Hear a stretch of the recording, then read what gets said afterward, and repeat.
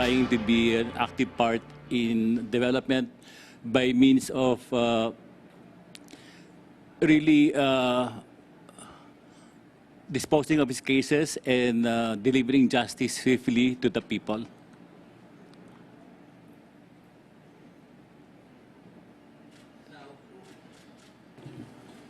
Now, what will your actions be in improving our courts when it comes to the enhancement of our facilities?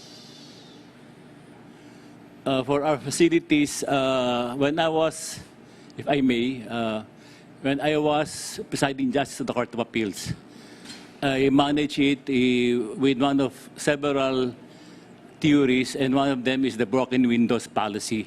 And kindly explain to that what that means. The broken windows policy was practiced in New York City, and from the theories that if a neighborhood or a building is filled with dirt, broken windows, garbage, graffiti, and all the dirt you could see from a neglected area, and you clean it up, the crime rate will go down. So in the Court of Appeals, I started the broken windows policy by making sure that most of the buildings were painted, the comfort rooms were clean, there was no broken window, there was no unlighted or not functioning bulb. So this gave them a feeling that there's something doing good in the office, and this reflection or this philosophy went down to the mindset of the workers in the Court of Appeals, as well as the justices of the Court of Appeals. Okay. Insofar as dispensing speedy justice, how will you enhance its efficiency? Again, if I may recount my struggles in the Court of Appeals, when I came in, we had to first identify all our database by having a database of all our pending cases. This took several months. And then when we had a database, I identified the 1,000 oldest cases for Cagayan de Oro Station, the 1,000 oldest cases in Cebu, and the 2,000 oldest cases in Manila. And we discussed this with my fellow justices, and we strive to finish this. And when we finished the first 1,000 oldest cases, what we did was we proceeded to the idea that perhaps we can finish all our cases within the 12-month period allowed by us, by the Supreme Court, to decide the case, because we are given the deadline of 12 months to decide the case after submission after it is submitted for decision.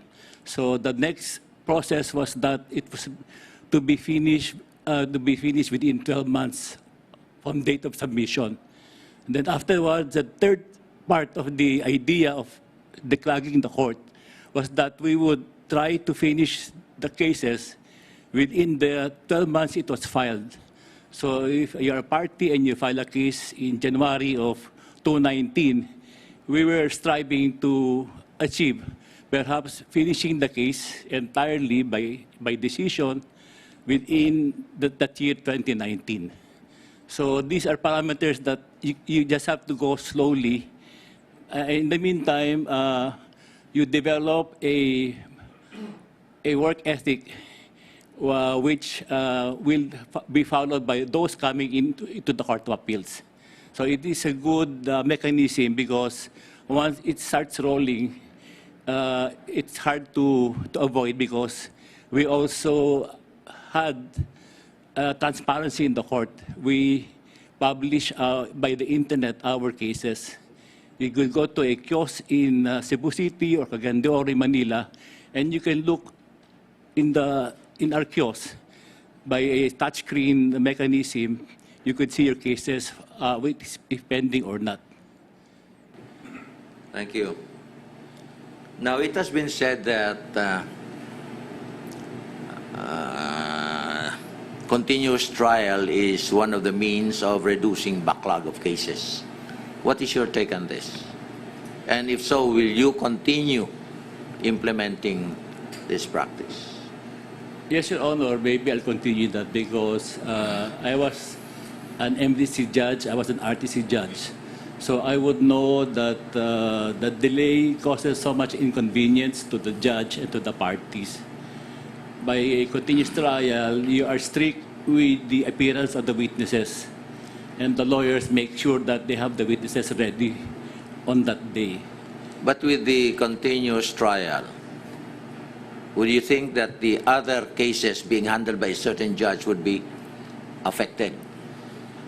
Your Honor, it would depend really on the number of cases that the judge has, because a continuous trial might involve a long litigation because of the issues involved and the number of the witnesses, and perhaps also the studiousness of the opposing party to really ask all questions pertinent to his cause. So it would depend on the caseload also. So it's ideal really for new courts, but for existing courts with backlogs, I would not really say because I have no first-hand information on that. Yeah. Well, I have many friends in the judiciary who opted for an optional retirement because of this continuous trial. It has somewhat affected their health. Yes, Your Honor, because... Have you taken this into consideration? Yes, Your Honor, because when you serve in the judiciary and you get older, you are not that healthy as when you were a young judge.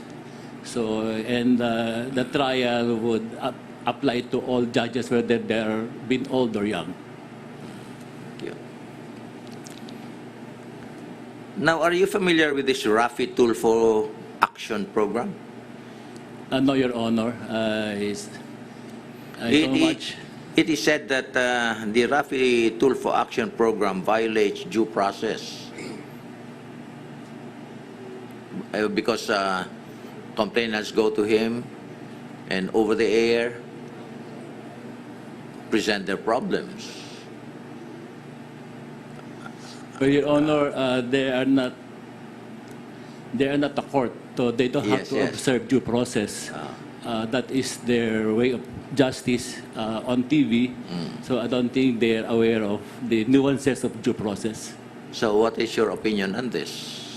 It might cause a party who's innocent to be crucified on television, and he might already be pronounced guilty by the public when he has not aired his side of the story. Okay. Now, assuming that you again will be appointed as Chief Justice, how would you repurpose to have greater autonomy over the size and disbursements control over the judiciary budget? Well, Your Honor, I have some accounting sub-units in college, and I already handle the Court of Appeals in its accounting. So I make sure that all the expenses are duly supported by receipts, and I make sure that we adhere to the bidding process as mandated by the bidding law, so that we do not violate any. And we make sure, in fact, we have a year-end meeting with the COA to address whatever problems that was appeared during the year, whether there was a lack of coordination with the COA, or whether there was a lack of some papers or some lack of some numbers that were needed by the COA.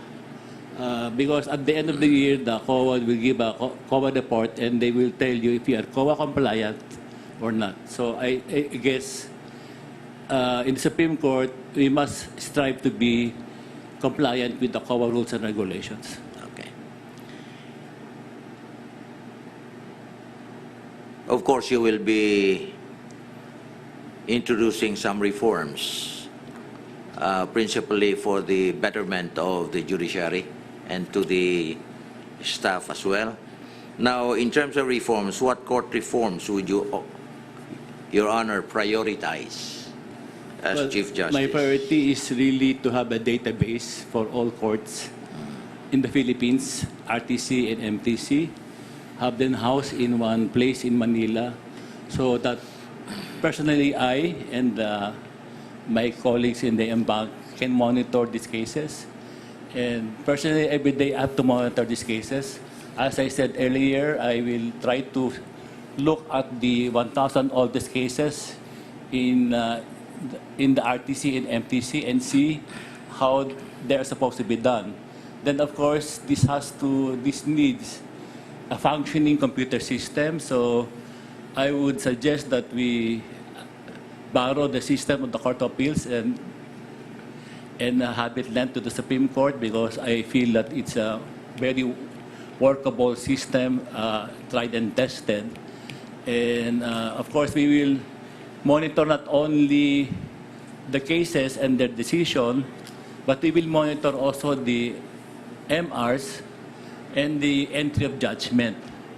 Then we will have another monitor just for cases that involves drug cases, cases that involve detention prisoners, then another monitor for cases wherein you have public works projects, and also so that we can monitor their TROs issued, then another case for family courts. So actually what we meant by reform is more monitoring on our part. I also have the idea that perhaps because of the traffic situation, we can amend the rules so that we can receive the filing of cases or pleadings up to 9 o'clock in the evening because of the traffic situation. Other than that,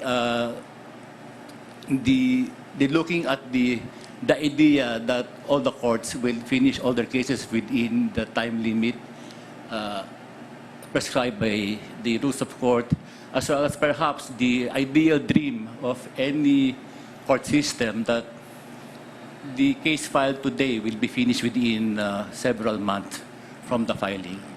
I think that's what we can really do. Okay, let's go to another subject.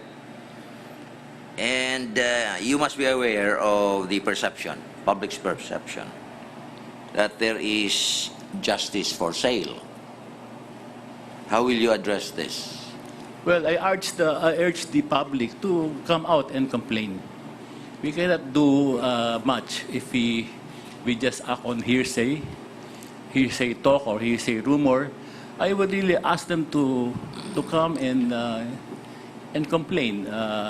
But if I become the head of this judiciary, I will be going around the country.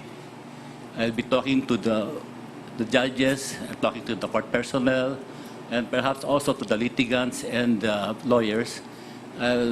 One of my management methods is management by walking around. As in, previously I was presiding justice, I would go to Cagayan de Oro once a month or twice a month, as well as Cebu. So I have to go around.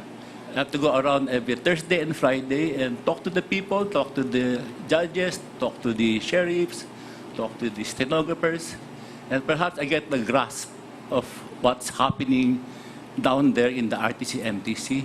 And I would encourage people to just not talk, but really file a complaint so that we can have a case and we can, after they're found guilty, we can suspend them or remove them from service. Okay, thank you. What is your opinion about the propriety of judges accepting allowances or financial support from LGUs for their court salas offices? Well,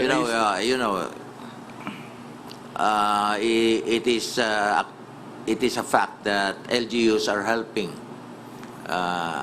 financially the courts to furnish them to take care of their supplies.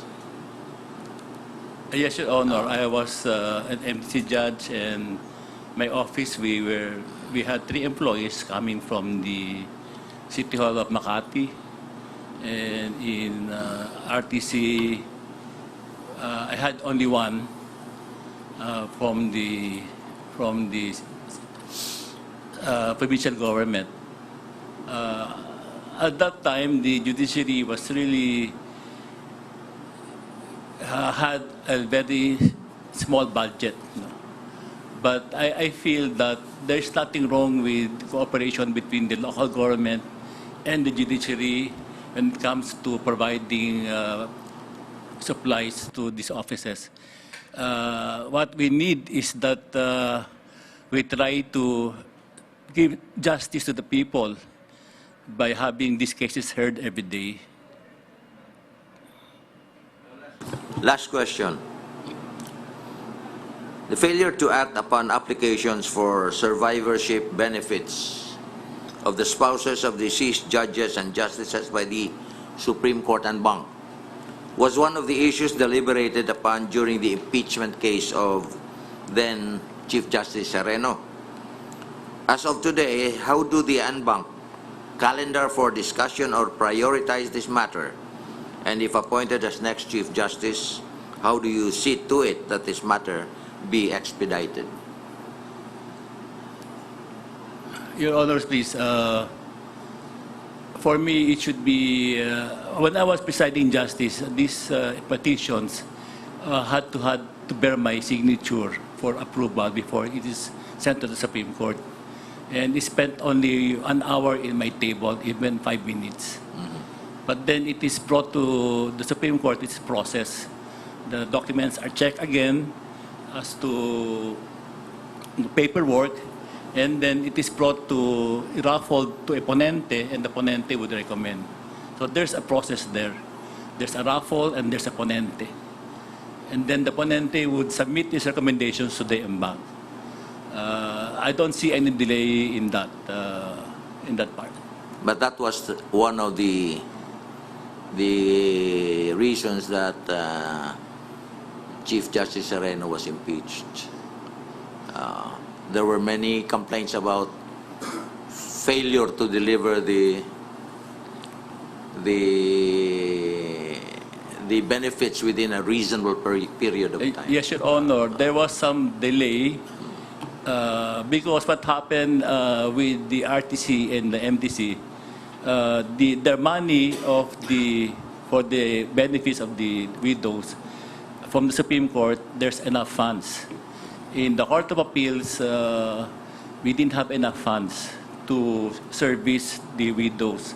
So we had to wait for a disbursement from Congress. The law was signed in 2009, and the money was just appropriated around 2013 or 14. Okay. So they were also complaining to me, and they were telling me how come I am not approving this.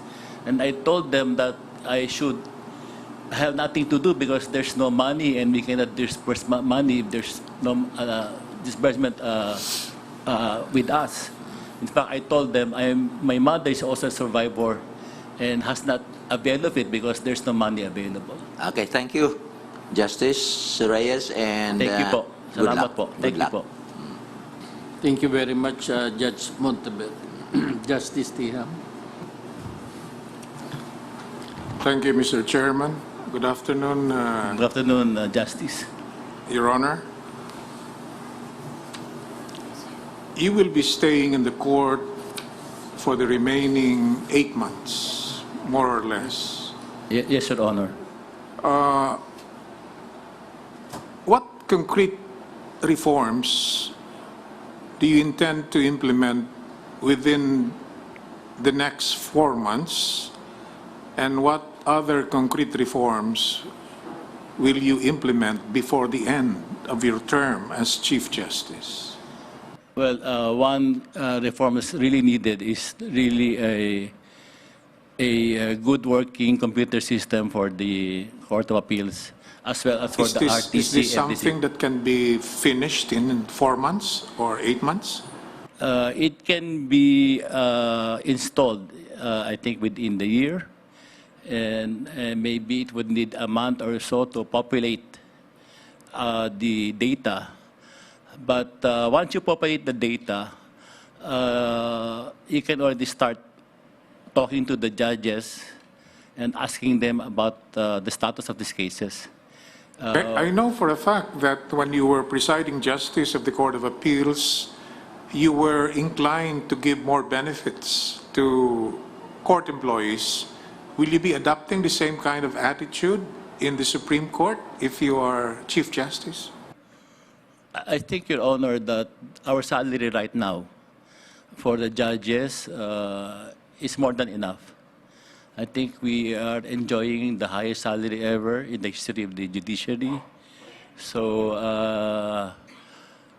I'm not inclined to increase their salary of course, the salary scale is mandated by Congress, but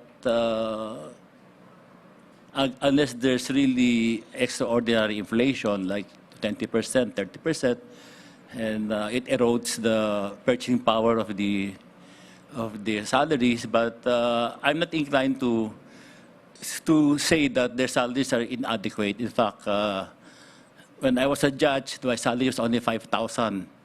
It was very low, and I could not live on it. But now, a judge could live on his salary.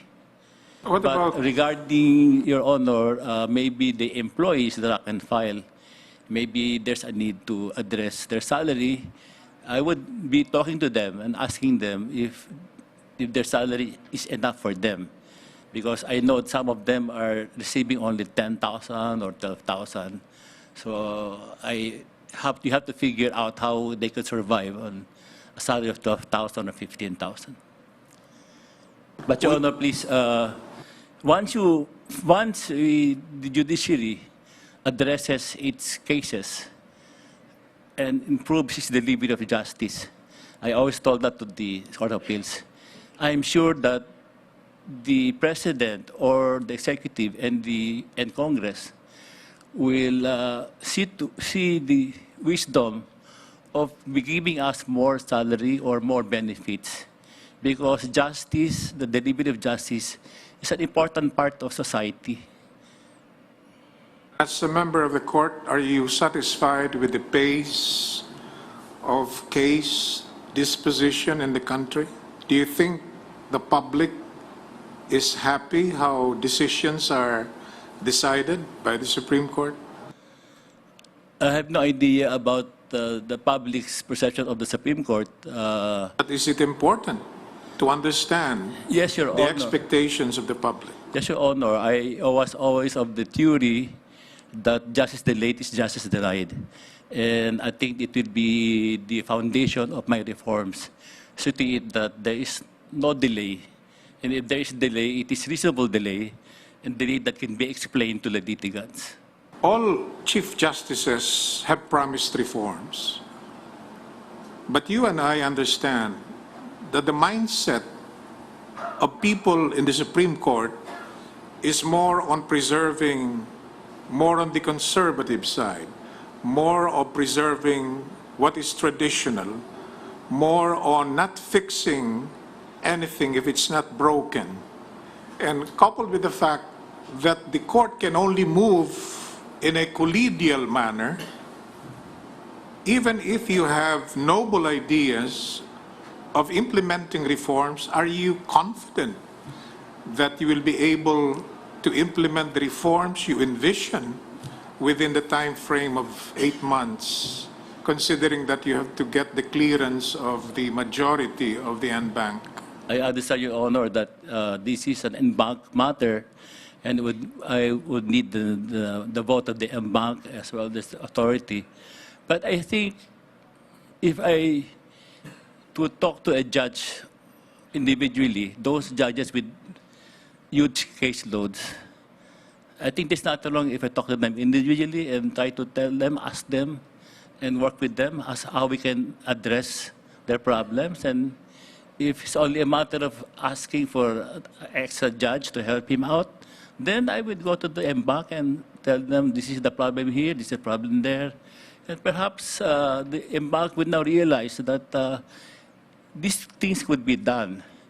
So I must just show the effort to the en banc that there's a passion on my part to help the country by reforming our system of delivery of justice. And hopefully I can convince them that I am truthful and earnest in my efforts to deliver. And hopefully they will ride with me and go on this journey to help and deliver justice to our citizens. It's a quest for hope on the part of the NBank. Anyway, should Chief Justices be held accountable for promises they have failed to deliver? Yes, Your Honor. Many Chief Justices have promised declogging the dockets, but up to now the dockets are not declogged. There's still a bottleneck in the, and this has been going on since time immemorial. Now, let me go to something more specific. The JBC is tasked to vet applicants to the judiciary. It is not a hollow objective, it's a real, concrete objective. As chairman of the JBC, if you're appointed as Chief Justice, would you be willing to work for budgetary allocation for the JBC so that we can expand our facilities as well as our vetting network so that we can come out with better screening process of applicants for the judiciary? Yes, Your Honor. I've been there before. I was presiding judge of the Court of Appeals, and I worked with Secretary Jokno, and I worked with Secretary Abad. And they are reasonable people as long as you show them that there is sincerity on the part of the institution, and you explain to them what is needed, and when they feel that you are sincere in pursuing reforms, in my case, in the Court of Appeals, I had an upward trend in our appropriations in the Court of Appeals. You have many friends in government. You have many friends in the private sector. You have many friends in the business sector. Is this not detrimental to your judicial independence? No, Your Honor, because my other principle in life is honesty is the best policy. And I can only show my face to people if I'm honest. I don't think I can show my face to people if I'm a dishonest person. When you deal with the private sector, when you deal with government, when you deal with the business sector, and you want something from them for the judiciary, for the good of the country, isn't it expected that something in return has to be given to them? And that would in fact impair judicial independence. No, Your Honor, because the Secretary of the Budget at that time, he was also looking for his president to improve the governance at that time. Both secretaries I talked to wanted to improve governance, and they wanted to deliver the reforms to the public. So they felt that perhaps giving some allocation, more allocation to the Court of Appeals was part of their good governance. You are now number 8 in the seniority list, or number 7? I think 7, Your Honor. Number 7. Yes, Your Honor. You think you have moral ascendancy over the first 6, that you can easily persuade them, if you are the Chief Justice, to pursue the reforms you would like to pursue?